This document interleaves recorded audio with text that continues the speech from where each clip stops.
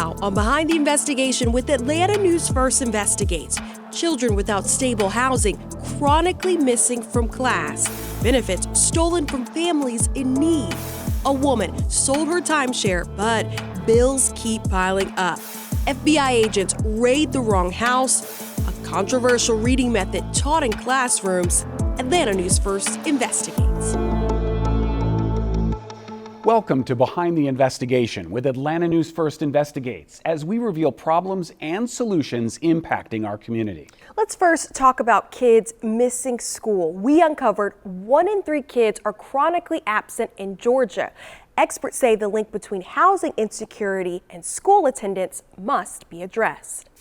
The motel off Powers Ferry Place was home for Jasmine Burse and her 4 kids. A room that has 1 bed, so I have to decide if my kids are gonna sleep in the bed or if I'm gonna sleep in the bed. She did her best I cried a lot. to make ends meet after moving to Atlanta 3 years ago. My thoughts were ensure that I can cover the cost of the hotel, ensure that I can cover the 3 meals for today, and ensure that I can cover the gas because my source of income at that time was driving for Lyft.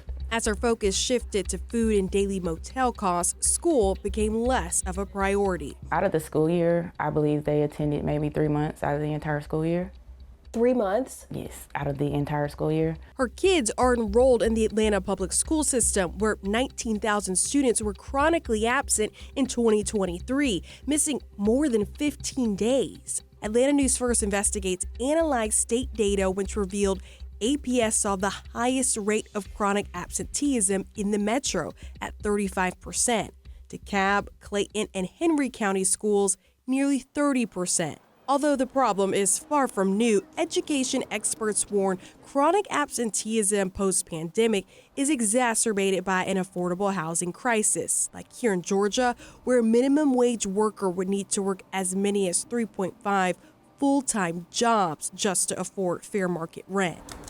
Jasmine could not afford an apartment, meaning her kids were a part of the nearly 1,900 APS students needing homes.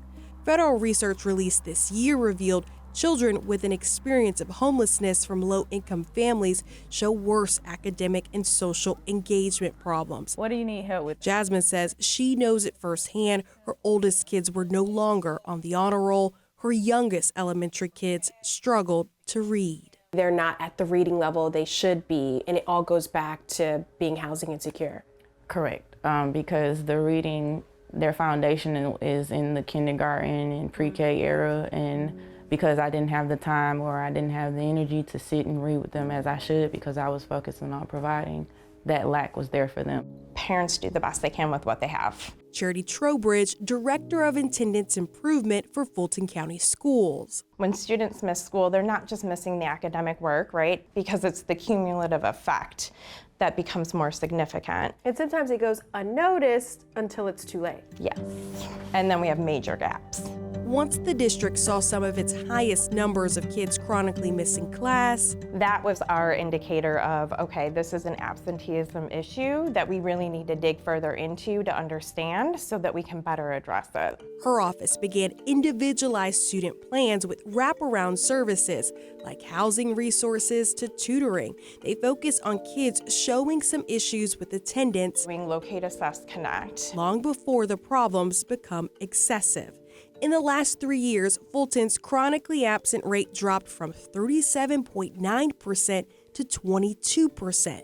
For families like Jasmine's, attendance improved when housing did too. I'm so grateful. Grateful for groups like Frontline Housing. We do a lot of outreach, so we'll print out flyers and go hand them out at hotels. I'll go ahead and send that. Program Director Sierra Showers and Director Mary Grace King So this is the children's room. helped Jasmine move into this Marietta apartment, all made possible through their grant-funded Motel to Home initiative. Housing, it is a basic need. It's just as important as eating. Just to see how much families really can grow and change if you give them the resources and are willing to work with them. It's just really heartwarming. Families already struggling to put food on the table scammed out of their SNAP benefits. That's millions of stolen taxpayer dollars. Atlanta News First investigates what you can do to lock down your accounts.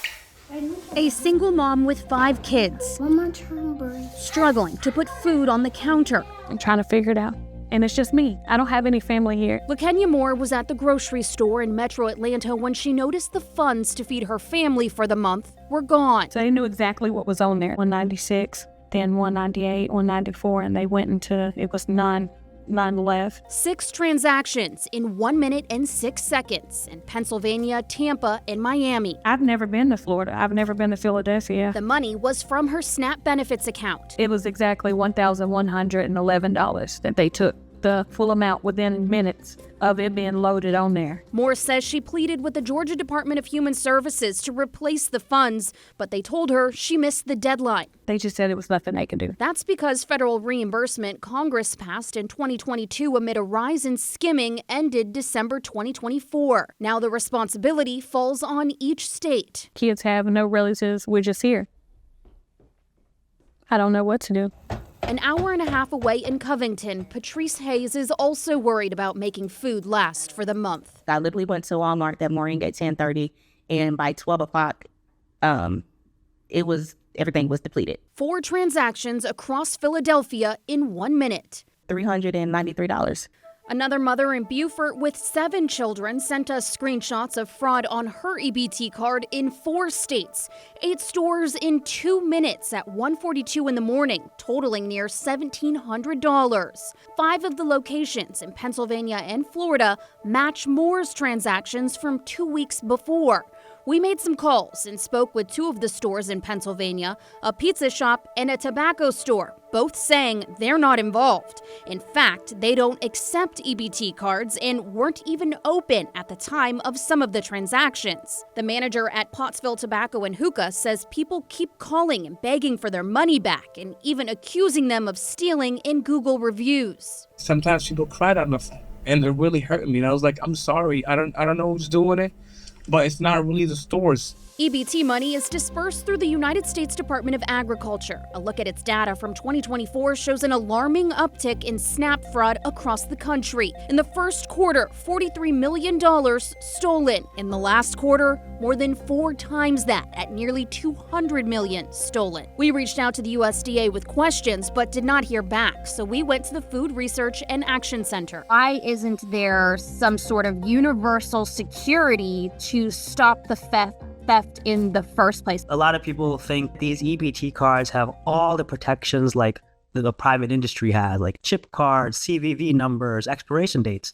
But unfortunately, that's just not the case. In August, the USDA changed standards to allow states to implement SNAP EBT cards with chip technology. But the only 2 states that have started this effort are California and Oklahoma. It's a slap in the face, because how am I going to feed my children? For Georgia families barely getting by, they're begging the state to do something. If you don't want to put any money in the security of these cards, then you go back to the paper stamps. You can't hack that.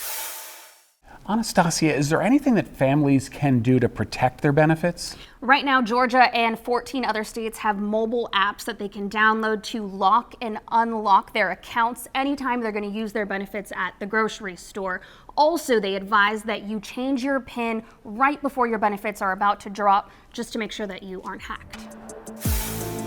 To dig deeper into this investigation and others from Atlanta News First Investigates, listen to our Behind the Investigation podcast, available now wherever you listen. A woman sold her timeshare years ago, but she kept being billed for annual dues. Atlanta News First investigates the risk of using a third-party company to exit your contract. You keep sending me bills that I don't owe. Wouldn't it be nice to write a business or a debt collector and tell them to drop dead? You guys are driving me crazy. And that is true. That's why we met with Amelia Roberts Lewis and her daughter. Amelia's old timeshare in California keeps sending bills for annual fees, now totaling nearly $6,000. Under the Fair Debt Collection Practices Act, consumers have the right to tell a business or a debt collector to stop contacting them. You need. It's called the drop dead letter. To stop contacting. Which we've conveniently modified. I am very busy. And it's almost time to watch my favorite newscast, Atlanta News First. That's how this story started. Yeah, you want to say hello? But it kept getting better. Say hello, pretty boy. Say Harry. Like when Amelia introduced us to her 35-year-old parrot, Missy. Hi, Missy. If only Missy could talk to the timeshare people who keep sending these bills. Say drop dead, Missy. Say drop dead. Can you say drop dead to somebody? Amelia says she doesn't owe the fees because she sold the timeshare when her husband passed away in 2019. Did you get your value out of it? I did. I was probably one of the few people that I speak to who brought a timeshare years ago, and honestly, I used it every year. We're proud to be known. And what a deal. Premier all-suite resort hotel. They bought a timeshare at Tahoe Beach and Ski Club in 1980 and loved it. But after her husband died, Amelia got online and found a timeshare exit company. It's a sketchy industry. This one paid her $2,380 minus a nearly 50% commission, netting $1,200. So you sold it? Yeah, I sold it. That's what I keep telling them. I sold this timeshare. Details. The timeshare exit company recorded the sale, but did not tell Lake Tahoe Beach and Ski Club. They didn't know, and that's why Amelia kept getting those bills. And then she thought she was done. Jeff Weir is the president of the Timeshares HOA. So she contacted a third-party company that didn't have anything to do with our resort.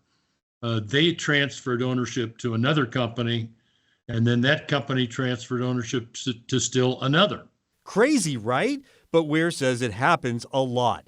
And because of our investigation, Tahoe Beach and Ski Club's board discussed it and identified 17 former owners in the same boat. The board decided to write off their fees totaling $62,000 and move on. People involved in between now and 2019 just didn't fix it.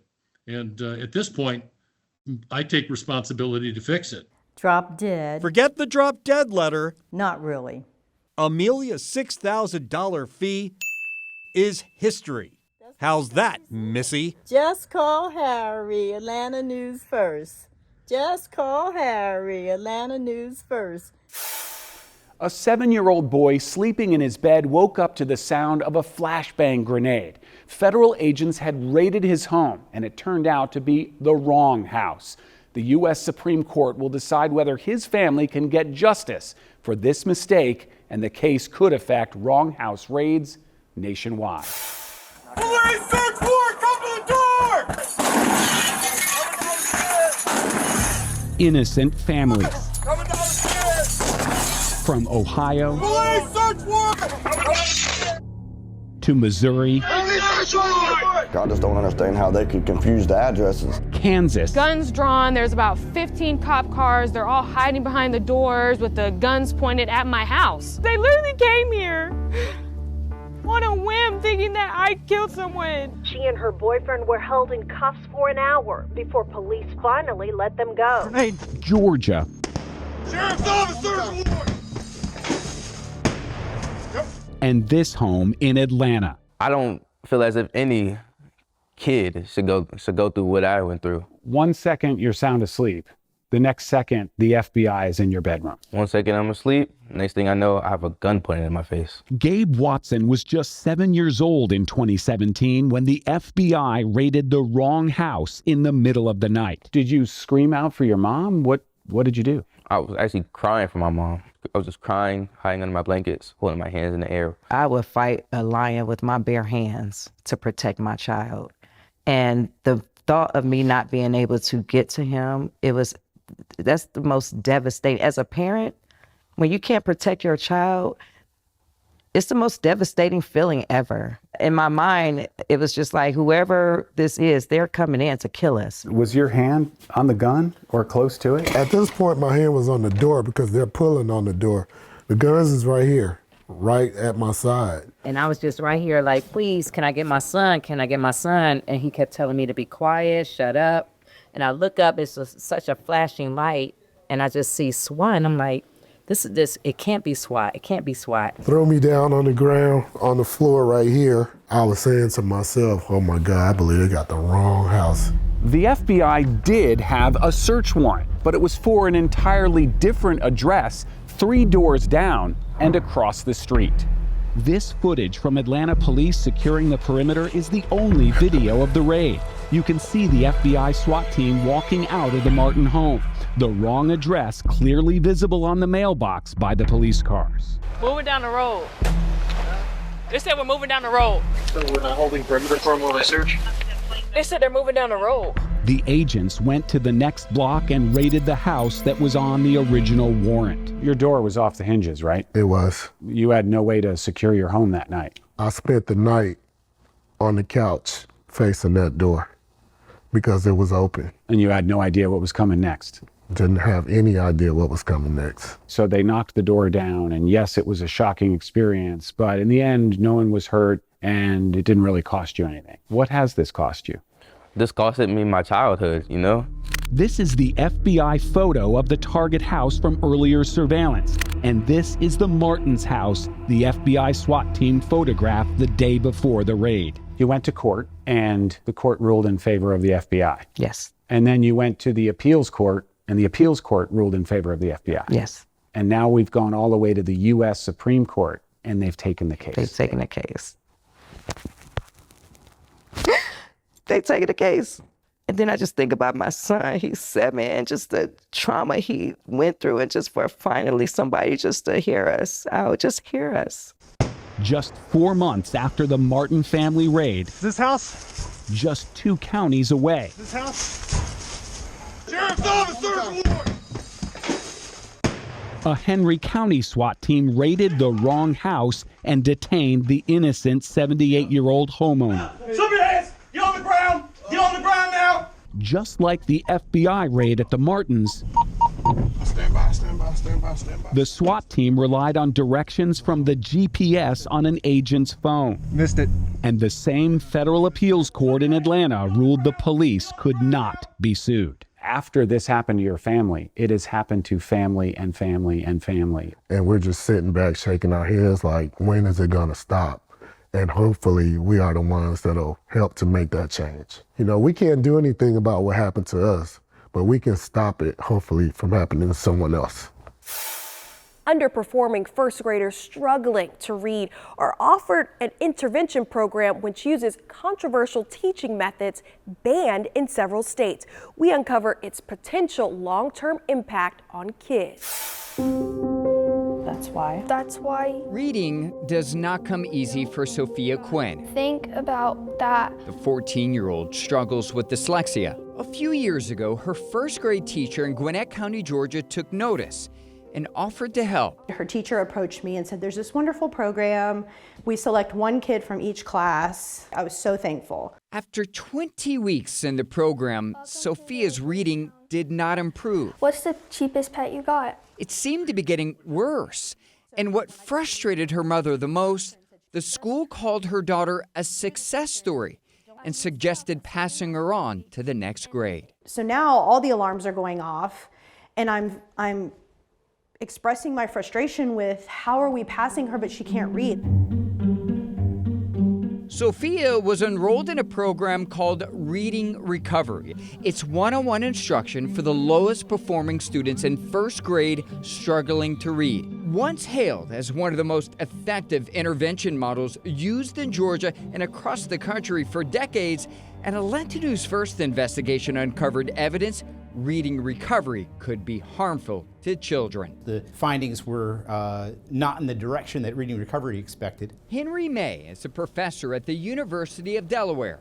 Reading Recovery asked him to conduct the largest study of its program ever, tracking thousands of students in multiple states over 13 years. Last year, he published his results, showing the short-term impact to students largely positive. But then, it wasn't until we looked at the kids' outcomes years later when they reached 3rd and 4th grade that we saw that the results had completely flipped. There was a negative impact of reading recovery. While at least 19 states have banned 3Qing or walked away from reading recovery over the past few years, An Atlanta News First investigation uncovered Georgia State University continues to use it, running a training center for teachers to learn reading recovery methods to bring back to the classroom. Since 2023, school districts in 5 states, including Georgia, had paid the university $243,000 for the instruction. If you have something that has research that shows that it is harmful, not only just not beneficial, but harmful to children, it should be banned. Dr. Caitlin Dooley is the chair of the university's Department of Early Childhood and Elementary Education. It's been around for a long time. It has a strong scientific background, and so we are offering it when it's in demand. And there are still districts that are requesting that we provide that training, and we believe that it works. The Reading Recovery Council of North America, which develops the curriculum, and Dr. Dooley both tell Atlanta News First Investigates they consider Professor May's study flawed, pointing out that 75% of its original participants dropped out. So they could have had 1 lesson with reading recovery, or they could have had 50 lessons. We don't know from the way this study was written up. No matter how we analyze the data, and no matter what other data we bring to bear, there is no denying that we see a negative impact of reading recovery. And the only explanation that I think is plausible is that reading recovery actually does harm students.